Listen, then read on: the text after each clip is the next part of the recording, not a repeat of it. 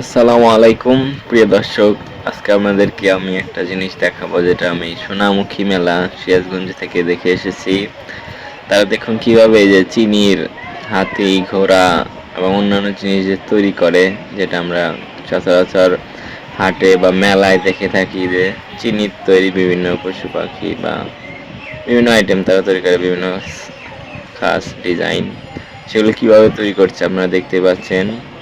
তারা প্রথমে একটা কড়াইতে চিনি পানি মিক্স করিয়ে তারা একটা জাল দিয়েছে, সেটা তাপ দিয়ে একটা মিষ্টির শিরার মতো ঘন আকৃতি তৈরি করেছে, এবং সেটা তাদের এই কাঠের তৈরি একটা খাঁচার ভিতরে ঢেলে দিচ্ছে, এবং এক ব্যক্তি সেটাকে কিছুক্ষণ রাখার পরেই সেটা আলগা করে ফেলছে, দেখতেই পাচ্ছেন।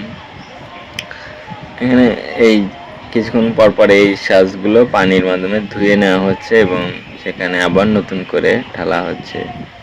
তো এই সাজে ঢালা মাত্রই সেটা জমে যাচ্ছে, খুবই সুন্দর পদ্ধতি।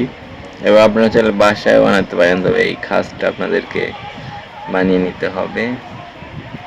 দেখুন খুব সহজে তারা একজন সাথে চিনি, গরম চিনি পানি ঢেলে দিচ্ছে, আর একজন ছাড়াচ্ছে। আপনারা যারা এটা জানা ছিল না তাদের হয়তো দেখে ভালো লাগলো। ধন্যবাদ। আজকে ভিডিওটি এ পর্যন্তই। সাবস্ক্রাইব করবেন, লাইক করবেন।